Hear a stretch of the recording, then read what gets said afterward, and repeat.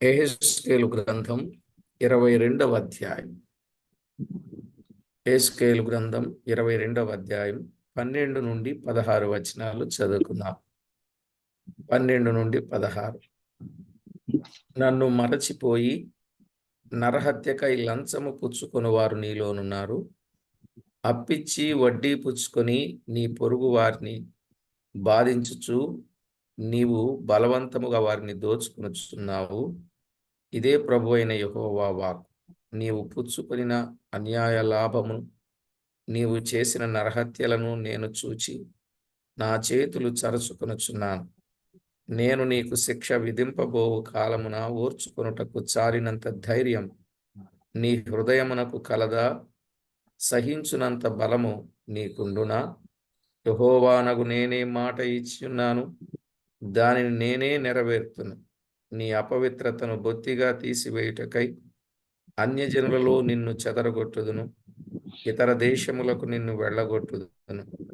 అచ్చట అన్యజనుల ఎదుటనే నీ అంతట నీవే భ్రష్టుడవై నేను యెహోవానని నీవు తెలుసుకొందువు.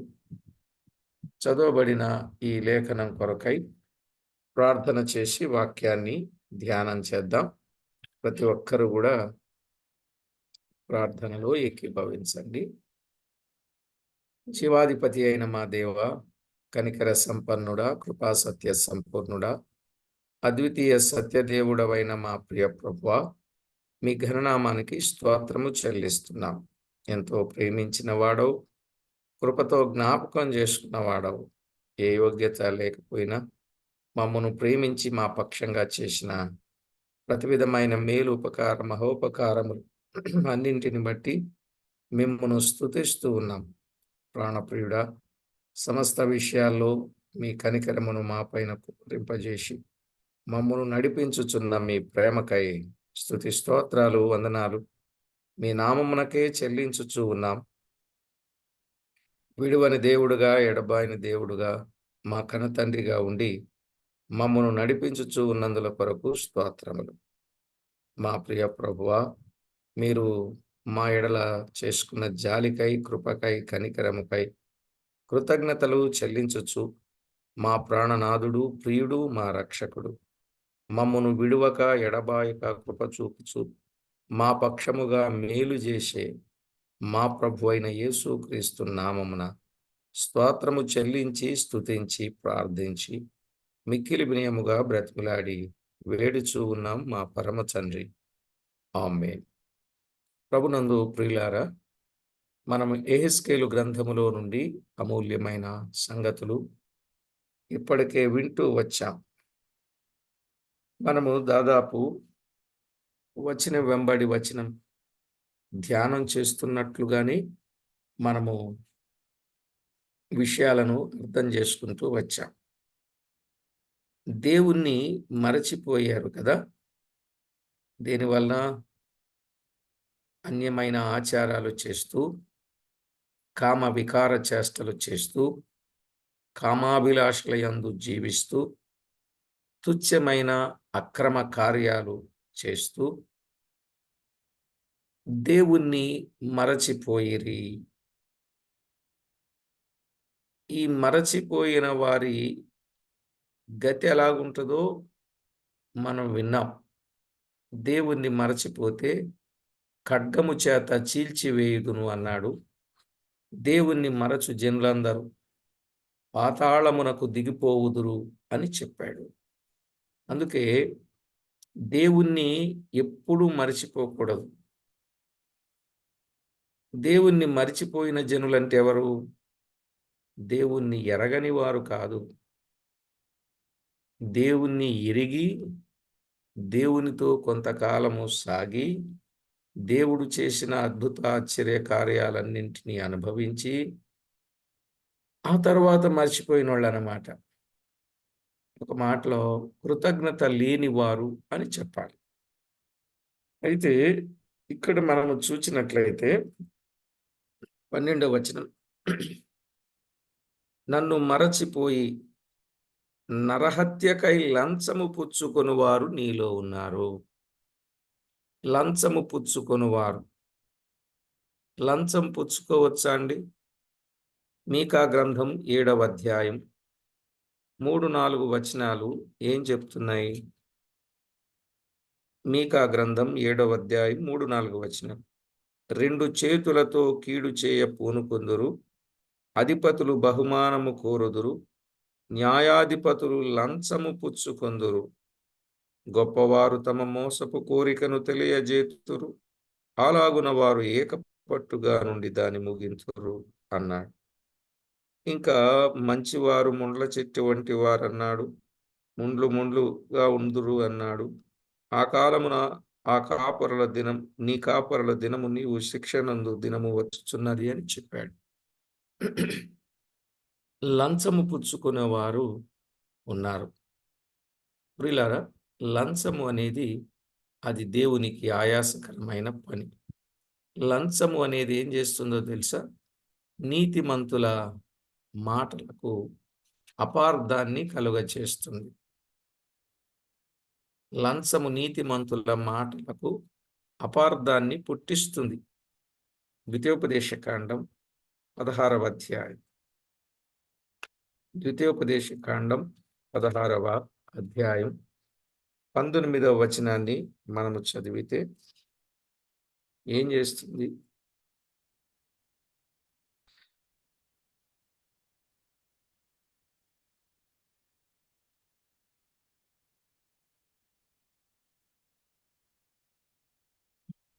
నీవు న్యాయము చెప్పి తీర్పు తీర్చకూడదు, పక్షపాతము చేయకూడదు, లంచము పుచ్చుకొనకూడదు. ఎలయనగా లంచము జ్ఞానుల కన్నులకు గురుడితనము కలుగజేయును, నీతిమంతుల మాటలకు అపార్థము పుట్టించును. నీతిమంతుల మాటలకు అపార్థం పుట్టిస్తుందండి లంచం. జ్ఞానుల కన్నులకు గురుడితనం కలుగజేస్తుంది లంచం. కనుక వీడు చేసే పనేంటి? లంచం అనేది వాళ్ళు బాగా తీసుకుంటున్నారు. నిజమే, మనం ఎప్పుడైనా ప్రీతిని బట్టి గాని, భౌతికమైన ఆధిక్యతలను బట్టి గాని మనమేమీ చేయక న్యాయమైన రీతిలోని కార్యాలు చేయాలి. అర్థమైందండి? కనుక లంచం అనేది మంచిది కాదు. ఈ లంచాన్ని గురించి చాలా విషయాలు ఉన్నాయి. మనం చదువుకున్న 12వ వచనంలో ఇంకొక మాట, అప్పిచ్చి వడ్డీ పుచ్చుకునేవారు దోచుకునేవారు. అప్పిచ్చి వడ్డీ పుచ్చుకునేవారెవరట? దోచుకునేవారు అన్నాడు. 18వ అధ్యాయం 8వ వచనంలో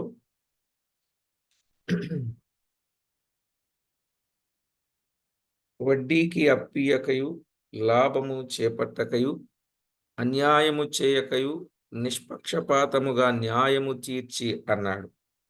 వడ్డీకి అప్పియకయు, లాభము చేపట్టకయు.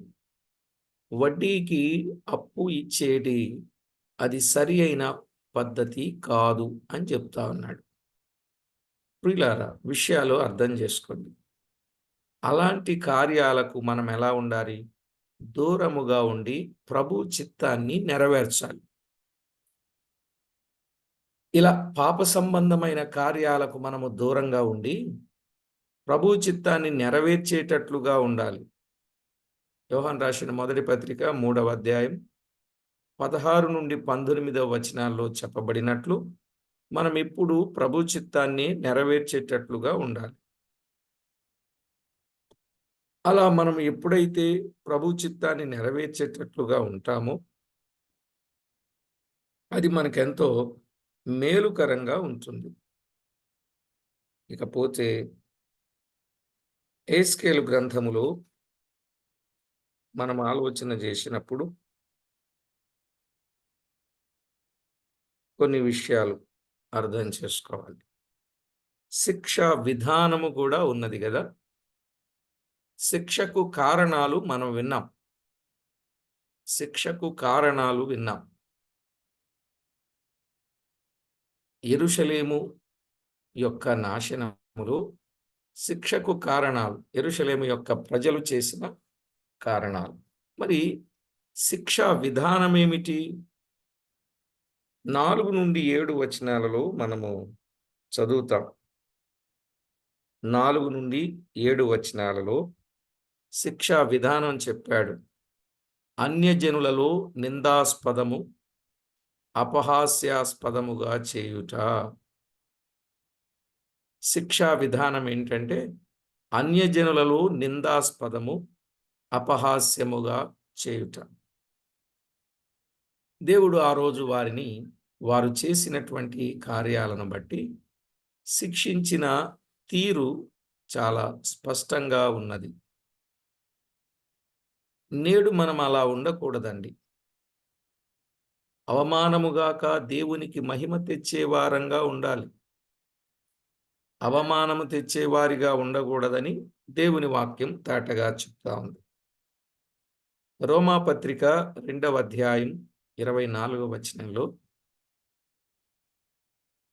ఆయన నామము అన్యజనుల మధ్య దూషించబడకుండా మనమే జాగ్రత్త వహించాలి. మనం ఎలా ఉండాలి? దూషింపబడేటట్టు ఉండకూడదు. మత్తయి సువార్త 5:16 ప్రకారంగా ఉండాలి. మత్తయి సువార్త 5:16లో ఏముంది? మీ సత్క్రియలను చూసి పరలోకమందున్న తండ్రిని మహిమపరచాలి అని ఉంది. అంతే కదా?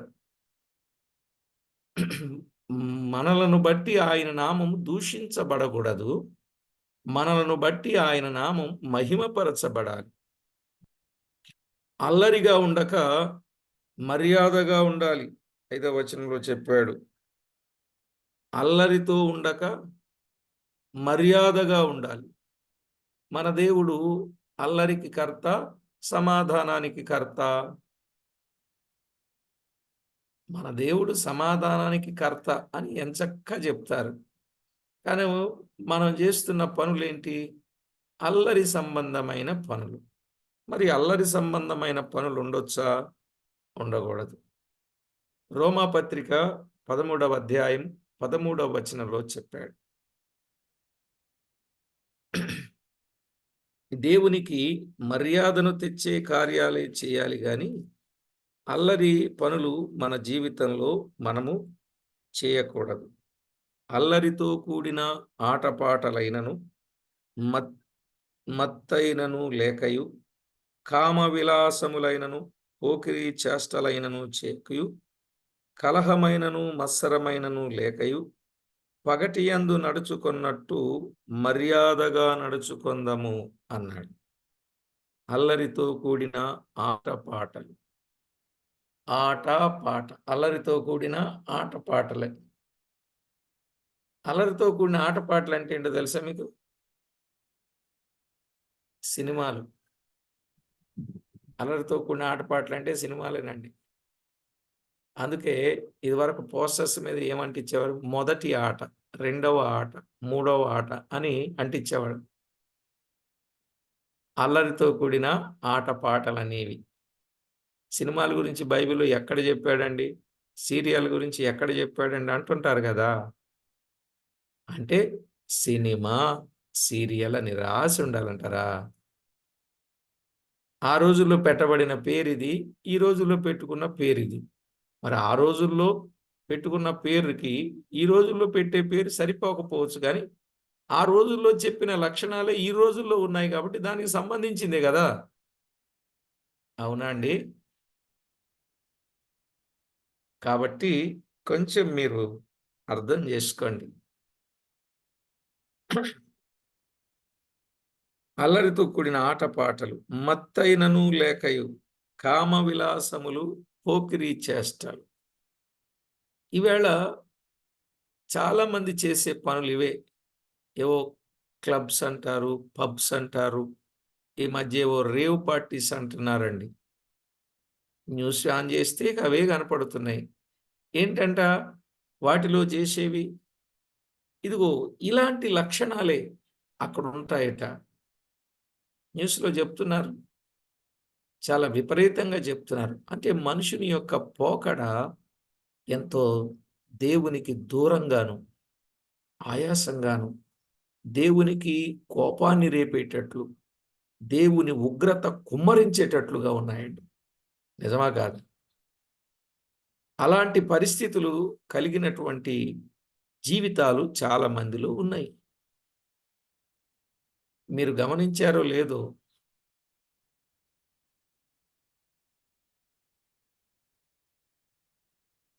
ఎక్కడో ఒక బోర్డు కనపడుద్ది. జేబు దొంగలున్నారు జాగ్రత్త అని బోర్డు కనపడుద్ది.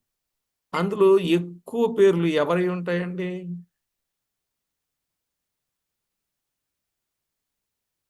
ఎక్కువ పేర్లు ఎవరివి ఉంటాయి? క్రైస్తవ క్రిస్టియన్స్ పేర్లు పేరే ఉంటాయి. కలిగినోళ్ళే క్రిస్టియన్స్ పేరే ఉంటాయి. క్రైస్తవ పేర్లు కలిగినోళ్ళే ఎక్కువ మంది ఉంటున్నారు. ఇంకిలాగున ఒక్కొక్క విషయాన్ని జ్ఞాపకం చేసుకుంటే, అలాంటి పేర్లు కలిగిన వాళ్ళే అలాంటి స్థలాల్లో ఎక్కువ మంది కనబడుతున్నారు. అంటే దేవుణ్ణి తెలుసుకొని, దేవుని బిడ్డల పేర్లు పెట్టుకొని, దేవునికెంత దూరంగానో, ఆయాసంగానో ఉన్నారో మనము చూస్తున్నాం. సరే ప్రియులారా, మనము ఎలా ఉండకూడదు?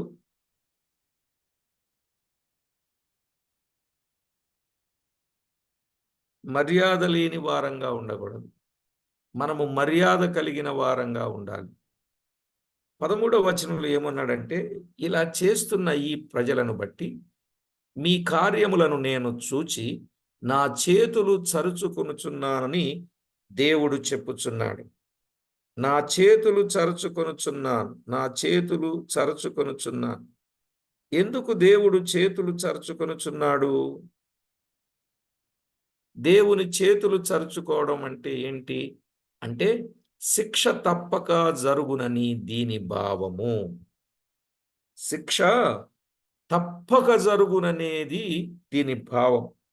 మనము 21:17లో కూడా చదువుకున్నట్టు గుర్తు. నేను కూడా నా చేతులు చరుచుకొని నా క్రోధము తీర్చుకొందును, యెహోవానగు నేనే మాట ఇచ్చి ఉన్నాను. చేతులు చరచుకొనుటంటే నేను తప్పక శిక్షిస్తాననే భావం. యెహోవానగు నేనే మాట ఇచ్చి దాన్ని నెరవేర్చుదును అన్నాడు. మాట ఇచ్చి నేను నెరవేర్చి ఉన్నాను అన్నాడు. 14వ వచనం. మాట ఇచ్చి నెరవేరుస్తా, మీ అపవిత్రతను బొత్తిగా తీసివేయుటకై అన్యజనులలోనికి మిమ్మును చెదరగొట్టుదును అన్నాడు. ఎవరండి చెదరగొట్టేది? దేవుడే. 15వ వచనం. అన్యజనులలో నిన్ను చెదరగొట్టుదును, ఇతర దేశములకు నిన్ను వెళ్ళగొట్టుదును అని చెప్పాడు. కారణం ఏమిటి? వారు చేసిన పాపాన్ని బట్టే వారు చెదరిపోయిన వారుగా ఉన్నారు. వారు దూరంగా అయిపోయారు. నేనే చెదరగొడతానని ప్రభువు చెప్పారు. 14, 15 వచనాలలో ఈ మాటలు స్పష్టంగా ఉన్నాయి. అలాగే 17వ అధ్యాయం 24వ వచనంలో కూడా మాట ఉంది కదా, దాని కొమ్మల నీడన అవి దాగును అని చెప్పాడు. 17వ అధ్యాయం సరే 23వ అధ్యాయం 27వ వచనం. 23, 27. ఐగుప్తును నీవిక కోరకయు అచ్చట నీవు చేసిన వ్యభిచారం ఇక మనసునకు తెచ్చుకొనకయున్నట్లు ఐగుప్తు దేశమునందుండి నీవు చేసిన వ్యభిచారమును దుష్కార్యమును నీలో ఉండకుండా ఇలాగున మాన్పించెదను అన్నాడు. మీ అపవిత్రతను బొత్తిగా తీసివేయుటకై అన్యజనులలోనికి మిమ్మును చెదరగొట్టుదును అన్నాడు. ఎందుకు పంపించాడు? అపవిత్రతను తీసివేయుటకై అన్నాడు. నిజమే. 48వ వచనం. 23:48. స్త్రీలందరూ మీ కామాతురత చొప్పున చేయకూడదని నేర్చుకొనున్నట్లు మీ కామాతురతను దేశములో నుండకుండా మాన్పించుదును. స్త్రీలందరూ మీ కామాతురత చొప్పున చేయకూడదు. ఇదిగో వీటన్నింటినీ మానిపించడానికి, అపవిత్రతను బొత్తిగా తీసివేయడానికి వారిని చెదరగొడతాను అని ఆయన వాక్యంలో చెప్పినట్లుగా మనము చూస్తూ ఉన్నాం.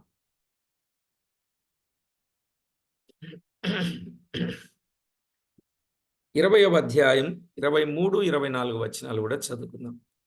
20వ అధ్యాయం 23, 24 వచనం. మరియు వారు నా విధులను అనుసరింపక నా కట్టడలను తృణీకరించి నేను విధించిన విశ్రాంతి దినములను అపవిత్రపరచి తమ పితరులు పెట్టుకొనిన విగ్రహములను పూజింపగోరగా అన్యజనులలో వారిని చెదరగొట్టి సకల దేశములలోనికి వారిని వెళ్ళగొట్టుదునని ప్రమాణము చేసి తిని. చూశారా? అన్యజనులలో వారిని చెదరగొట్టి సకల దేశములలోని వారిని వెళ్ళగొట్టుదును. దేవుడే చెదరగొట్టాడు, దేవుడే వెళ్ళగొట్టాడు. ఎందుకు? వారిలో ఉన్న అపవిత్రతను బొత్తిగా తీసివేయడానికి. ఇప్పుడు చదువుకున్న ఈ వచనాలను బట్టి మనం అర్థం చేసుకోవలసింది ఏంటంటే, బబులోను చెరకు పంపించి వారిని పవిత్రపరచుటకై శిక్ష ఇచ్చి క్రమపరచుటకే వారిని చెదరగొట్టాడు అనేది మనకు అర్థమవుతుంది. కనుక అన్యజనుల ఎదుట చెదరగొట్టినప్పుడే నేను యెహోవానని తెలుసుకొందురు అన్నాడు 16వ వచనం. 22:16లో ఏమన్నాడు? అచ్చట అన్యజనుల ఎదుటని నీ అంతట నీవే భ్రష్టుడవై నేను యెహోవానని నీవు తెలుసుకొందువు. అన్యజనుల ఎదుట చెదరగొట్టినప్పుడే నేను యెహోవానని నువ్వు తెలుసుకుంటావు. నిజముగా ఇశ్రాయేలులు బబులోను చెరకు వెళ్ళినప్పుడు విగ్రహారాధన తప్పని గ్రహించి దానిని మానివేసిరి. చెర తర్వాత వారు నేటికిని విగ్రహారాధన చేయలేదు. చెరకు పంపించిన తర్వాతే విగ్రహారాధన అనేది వారు మానివేశారు.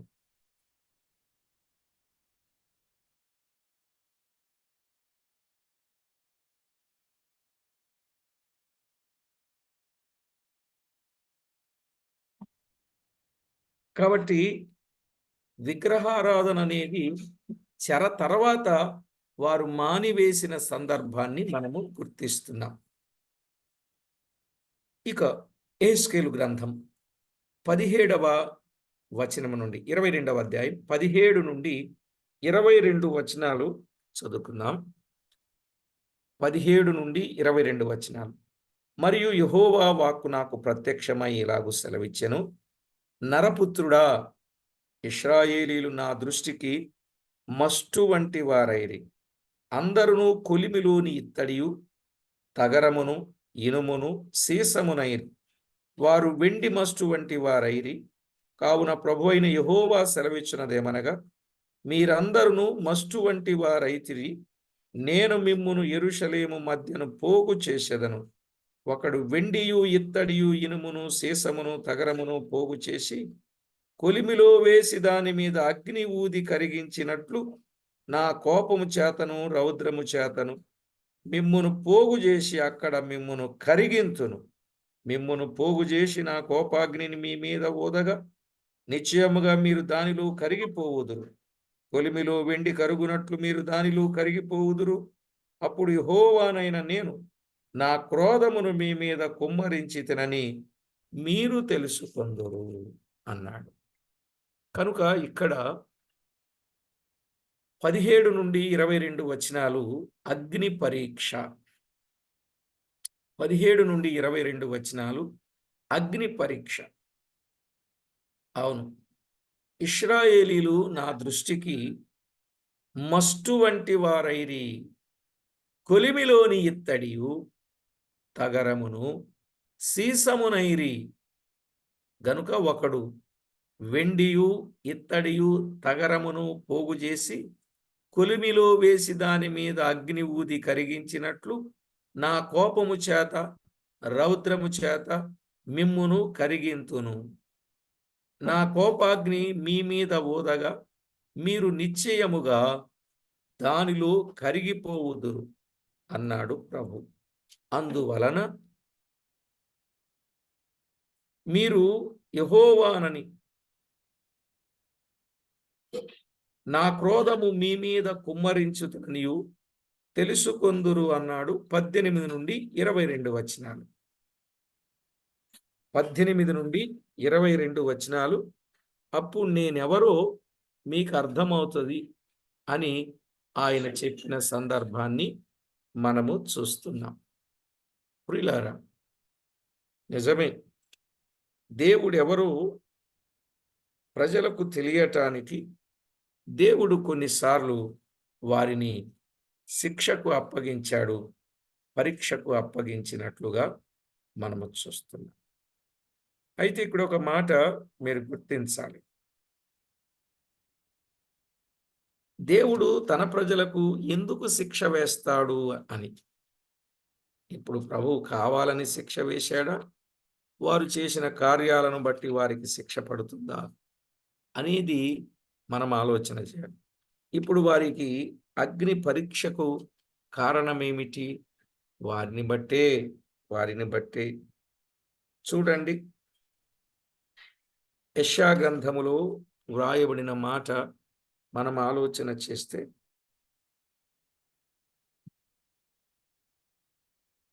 యెషయా గ్రంథం 1వ అధ్యాయం 22వ వచనం. నీ వెండి మస్తాయను, నీ ద్రాక్షారసం నీళ్లతో కలిసి చెడిపోయెను అన్నాడు. అది వెండే గాని ఏమైంది? మస్ట్ అయింది. అది వెండే గాని అది మస్ట్ అయినట్లు చూస్తున్నాం. నీ ద్రాక్షారసము నీళ్లతో కలిసి చెడిపోయెను అనే మాట చూస్తున్నాం. 25వ వచనం. నా హస్తము నీ మీద పెట్టి క్షారము వేసి నీ మస్టును నిర్మలము చేసి నీలో కలిపిన తగరమంతయు తీసివేసెదను అన్నాడు. అర్థమవుతుందండి? నీ మస్టును నిర్మలము చేసి నీలో కలిసిన తగరమంతయు తీసివేసెదను అని మాట్లాడుతున్నాడు. అదే యెషయా గ్రంథం 48వ అధ్యాయం 10-11 వచనాలు. 10-11 వచనాలు. నేను నిన్ను పుటము వేసి తిని వెండిని వేసినట్లు కాదు, ఇబ్బంది కొలిమిలో నిన్ను పరీక్షించి తిని. ఇవన్నీ ఇశ్రాయేలీయుల కొరకు చెప్పబడిన మాటలు. నేను నిన్ను పుటము వేసి తిని వెండిని వేసినట్లు కాదు, ఇబ్బంది కొలిమిలో నిన్ను పరీక్షించి తిని. నా నిమిత్తమే అలాగు చేసేదను అన్నాడు. నా నిమిత్తమే. నిజమే, దేవుడు ఎవరో వీరికి అర్థం కావటం లేదు. ఎంత చెప్పినా వీరు వినిపించుకోవటం లేదు. లోక సంబంధమైన కార్యాలలో వారు మునిగిపోయారు. లంచాన్ని పుచ్చుకుంటున్నారు, అప్పు ఇచ్చి వడ్డీని సంపాదిస్తున్నారు. విచిత్రం ఏంటంటే క్రైస్తవులు కూడా వడ్డీ వ్యాపారాలు బాగా చేస్తున్నారట. అంతేకాదు, కొండలకు వెళ్ళి భోజనాలు చేస్తున్నారు. ఇక వాళ్ళ చరిత్ర అంతా మళ్ళీ నేను ఇప్పుడు చెప్పాల్సిన అవసరం కాదు, కానీ ఇలాంటి పరిస్థితులు కలిగి ఉన్నారు గనుక నా నిమిత్తమే అలాగు చేసి తిని, నా నామము అపవిత్రపరచబడనేలా నా మహిమను మరి ఎవరికి నేనిచ్చువాడను కాను అని. కనుక దేవునికి వెళ్ళవలసిన మహిమ దేవునికి ఆపాదించకుండా వేరు వాటికి వారు ఆపాదిస్తున్నప్పుడు వారిని పరీక్షించి ఇబ్బంది కొలిమిలో ఉంచి వారు దేవుడెవరో తెలుసుకొనినట్లు దేవుడు చేస్తున్నాడు అని చెప్పాడు. మలాకీ గ్రంథంలో కూడా ఒక మాట ఉన్నది కదా. మలాకీ గ్రంథం 3వ అధ్యాయం 2-3 వచనాలు. మలాకీ గ్రంథం 3వ అధ్యాయం 2-3 వచనాలు. అయితే ఆయన వచ్చు దినము ఎవరు సహింపగలరు? ఆయన అగుపడగా ఎవరు ఓర్వగలరు? ఆయన కంసాలి అగ్ని వంటివాడు. ఆయన కంసాలి అగ్ని వంటివాడు, చాకలివాని సబ్బు వంటివాడు. వెండిని శోధించి నిర్మలము చేయువాడైనట్లు కూర్చునియుండును. ఏంటండి? వెండిని శోధించి నిర్మలము చేయునవాడైనట్లు కూర్చునియుండును. లేవీయులు నీతిని అనుసరించి యెహోవాకు నైవేద్యములు చేయునట్లు వెండి బంగారములను నిర్మలము చేయు రీతిని ఆయన వారిని నిర్మలులను చేయును. అర్థమైందండి? ఆయన నిర్మలులుగా చేసేవాడై ఉన్నాడు అనే విషయాన్ని ఈ భాగంలో, ఈ వచనంలో మనము చూస్తున్నాం. కాబట్టి వెండిలోని మస్టు తీసివేసిన తర్వాత పుటము వేయు పాత్ర ఒకటి సిద్ధము చేస్తాడు. ప్రియులారా, దేవుని వాక్యంలో వ్రాయబడిన మాటలు, వెండిలోని మస్టు తీసివేసిన తర్వాత పుటం వేయువాడు పాత్ర ఒకటి సిద్ధము చేస్తాడు అన్నాడు.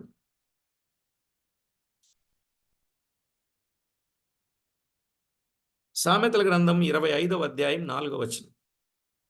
సామెతల గ్రంథం 25:4.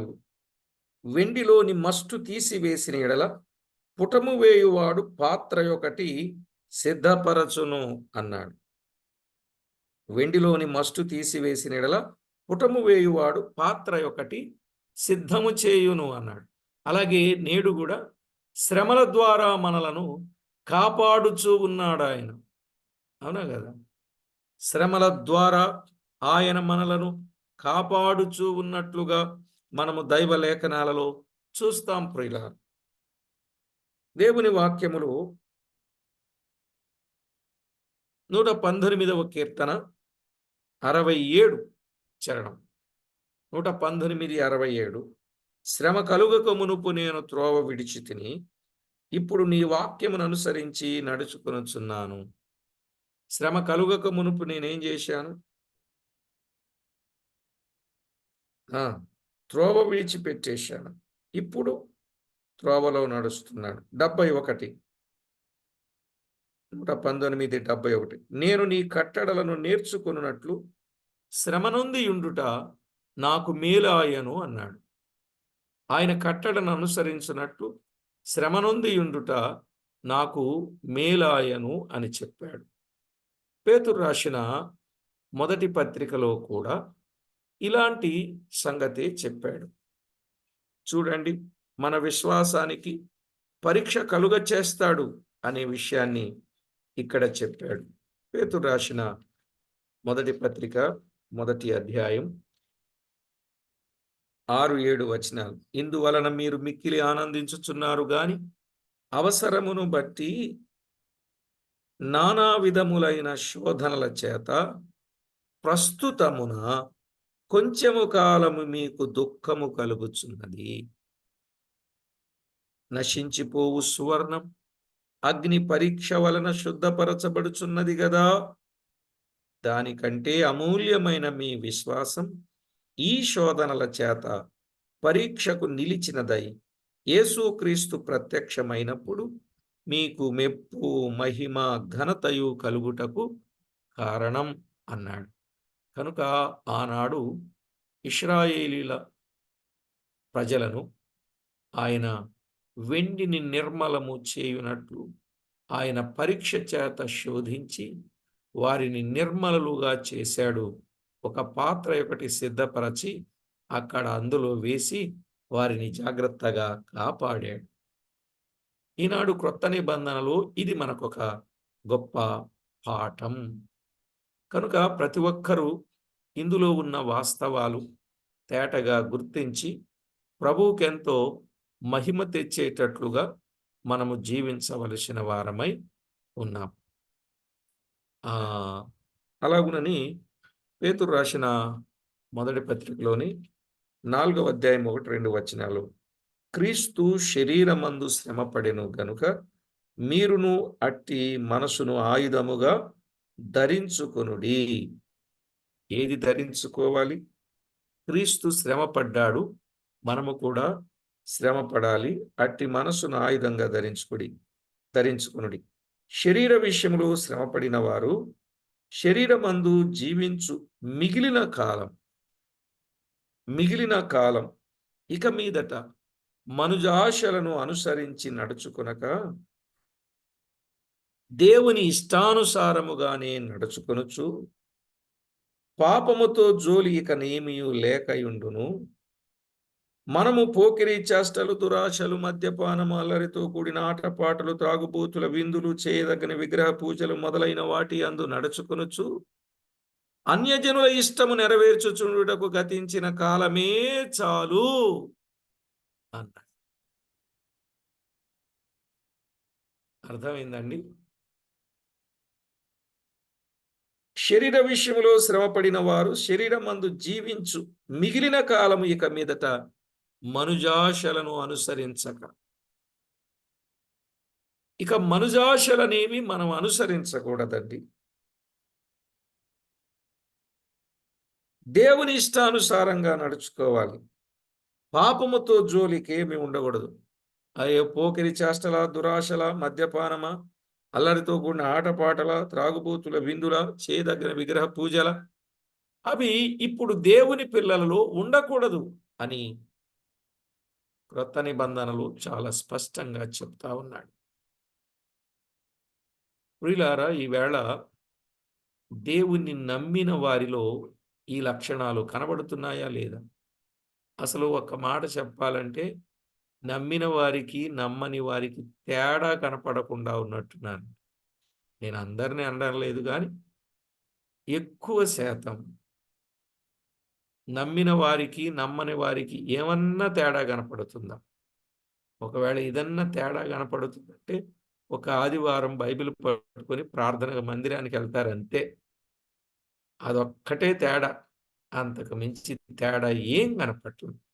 ఎందుకంటే అన్నిట్లోనూ ఉంటున్నారు, అందరితోనూ ఉంటున్నారు, అన్నిట్లోనూ తిరుగుతున్నారు, అందరూ చేసినట్టు వీళ్ళు చేస్తున్నారు, తప్పు చేసే వాళ్ళతో వీళ్ళు కూడా తప్పు చేస్తున్నారు కదా.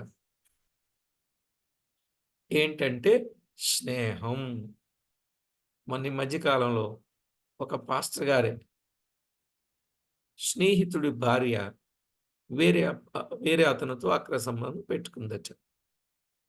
అందుకని ఏం జరిగిందంటే భర్త ఆ వేరే వ్యక్తిని చంపేశాడు. ఇప్పుడు చంపిన వ్యక్తిని పూడ్చిపెట్టడానికి, దాచిపెట్టడానికి ఒక స్నేహితుడు కావాలి, లేక సహాయకుడు కావాలి. ఎవరా ఆలోచన చేస్తే సేవ చేస్తున్నటువంటి ఒక వ్యక్తి ఉన్నాడు. ఆ వ్యక్తిని సహాయంగా కోరుకున్నాడు. ఈ వెళ్లకుండా మానేయాలండి. వెళ్ళాడు, జైలుకు వెళ్ళాడు. కర్ణాటకలో జరిగింది ఇది. నేను వాళ్ళ సంఘానికి వెళ్ళాను, ఆ సంఘంలో మీటింగ్లు కూడా చేశానండి. నిజంగా ఎంత దారుణం అండి. అసలు అలాంటి కాని వారితో, కాని స్థలాలకు, కాని సహవాసాలకు వెళ్ళొచ్చా? స్నేహం ఏం చేసిందంటే, అతను చాలా మంచోడు. స్నేహం ఏం చేసిందంటే అది పాపం, దానివల్ల శిక్ష పడుద్ది అనేది కూడా మరువ చేసేసిందండి. అర్థమైందండి? ఇప్పుడు బయటకు వచ్చేసాడు అనుకోండి, అది వేరే విషయం కానీ కనుక ఎంత దారుణం అన్నమాట. కనుక చెడ్డవారితో స్నేహం మనం చేయకూడదు. కాని సంబంధం కలిగిన వారితో స్నేహం చేయకూడదు. దొంగతో ఏకీభవించకూడదు, వ్యభిచారితో ఏకీభవించకూడదు, మోసగాళ్లతో ఏకీభవించకూడదు, అన్యాయస్తులతో ఏకీభవించకూడదు, పాప సంబంధమైన కార్యాలతో ఏకీభవించకూడదు, వారి ఇష్టానుసారం, అన్యజనుల ఇష్టానుసారంగా నడవకూడదు. దేవుని ఇష్టానుసారంగా నడవడానికి మనం ఏం చేయాలి? జాగ్రత్త పడాలి. ఎప్పుడైతే ఇలాంటి గొప్ప శ్రేష్టమైన అనుభవానికి మనము వస్తామో, మనము వెండిని నిర్మలము చేసినట్లే మనలను కూడా ప్రభువు నిర్మలలుగా చేశాడని అర్థం. శ్రమల కొలిమిలో, ఇబ్బంది కొలిమిలో కొన్నిసార్లు పుటము వేయడానికి వేస్తారు. కదా! మేలిమి బంగారం అని ఎప్పుడు అంటామండి? బాగా పుటము వేయబడినప్పుడే గదా! కనుక దేవుని పిల్లలకి కొన్నిసార్లు శ్రమలొచ్చేవి వాస్తవమే. అప్పుడే నిజమైన క్రైస్తవులెవరో, క్రీస్తు పిల్లలెవరో శ్రమల్లోనే తెలుసుద్ది. శ్రమనొందియుండుట మేలాయను అన్నాడు గదా! ఆ శ్రమల వలన విధేయత కలిగిన వాడుగా ఉన్నానంటాడు మరొక చోట. సరే, ఏది ఏమైనా ప్రియులారా, జీవము గల దేవుని వాక్యములో ఇశ్రాయేలీయుల జీవితాన్ని మనం ఆలోచన చేసినట్లయితే, దేవుడు వారిని ఆ! శిక్ష కారణములు విన్నాం. శిక్షించిన విధానము విన్నాం. అగ్ని పరీక్షకు వారిని అప్పగించాడు. మరి ఎవరెవరు శిక్షకు పాత్రులు? 23వ వచనం నుండి 31వ వచనం వరకున్న సంగతులు. అందరూ శిక్షకు పాత్రులు. అంటే అందులో ఎవరెవరున్నారు? ప్రవక్తలున్నారు. సరే, ఆ సంగతులు తర్వాత పాఠంలో చెప్తాను. కనుక మనమెప్పుడు గూడా తప్పు జేసి శిక్ష అనుభవించకుండా, కీడు జేసి శిక్ష అనుభవించకుండా, మేలు జేసి కీడు అనుభవిస్తే అది దేవునికి హితమే. అందుకే దేవుడు మనలను పిలిచాడు. జాగ్రత్త పడదాం. ఏవండీ? ఈ మిగిలిన కాలం అన్యజనుల ఇష్టము మనము నెరవేర్చకూడదు. ఏదైనా ఆటంకాలు, అభ్యంతరాలు, అననుకూలతలు ఏమున్నా అవి ప్రభువుకు అప్పగించుకొని పరిశుద్ధమైన జీవితాన్ని జీవించాలి. అప్పుడే మన బ్రతుకు ధన్యం. అప్పుడే ప్రభువుకు సంతోషం, ఆనందం, గొప్ప బహుమానం మనం పొందడానికి కారణమవుతుంది. ఆ విధంగా మనలను మనము ఏం చేద్దామండి? జాగ్రత్త చేసుకుందామా? అజాగ్రత్తగా ఉందామా? హ్మ్. మనలను మనము జాగ్రత్త చేసుకోవలసిన వారమై ఉన్నాం. ఆ వరుసలో ప్రార్థన చేసుకుందాం. పరిశుద్ధుడవైన మా తండ్రి, పరమందు ఆసీనుడవైన మా దేవ, మీ ఘననామానికి వందనాలు నాయన. స్తుతులు, స్తోత్రాలు చెల్లిస్తున్నాం. దేవా, ఎంతో గొప్ప దేవుడవు, మహిమగల దేవుడవు, ప్రభావము గల దేవుడవు, సాటిలేని దేవుడవైనందుకు స్తోత్రం. నీ దివ్య వాక్యంలో గొప్ప సంగతులు వ్రాయించారు ప్రభువా. వాటిలో ఉన్న వాస్తవాలు బయలుపరచి మోమాటము లేకుండా మాకు పాఠం నేర్పడానికి ఈ సంగతులను మాకు బోధపరిచారు. అందుకై స్తోత్రము చెల్లిస్తున్నాం. మా ప్రభువా, ఎప్పటికప్పుడే మా ప్రభువా, నిర్మలము చేయబడిన వెండి వలె, పుటము వేయబడిన బంగారము వలె, మెరుగు పెట్టబడిన జీవితాల వలె మా బ్రతుకులుండడానికి కృప చూపండి. కుడి ఎడమలకు తొట్టిల్లిపోకుండానట్లు సహాయము చేయండి. మా ప్రభువా, మిమ్మును గూర్చిన దైవ ధ్యానములు మా జీవితాలు కొనసాగడానికి కృప చూపుతారని ప్రార్థిస్తున్నాం. ఏ విషయంలోనూ తప్పిదము లేక మీకెంతో మహిమ తేవడానికి అనుదినము దినదినము మమ్మును సిద్ధపరచుమని మీరు మాకు తోడయుండి మేలు చేయమని కోరుచు మా ప్రాణనాథుడు, ప్రియుడు, మా రక్షకుడు, మమ్మను ప్రేమించి విడువక ఎడబాయక కృప చూపించి మాకు మేలు చేయనయున్న యేసు క్రీస్తు అమూల్యమైన నామమున స్తోత్రము చెల్లించి ప్రార్థించి వినయులమై వేడుచూ ఉన్నాం మా పరమ తండ్రి. ఆమేన్.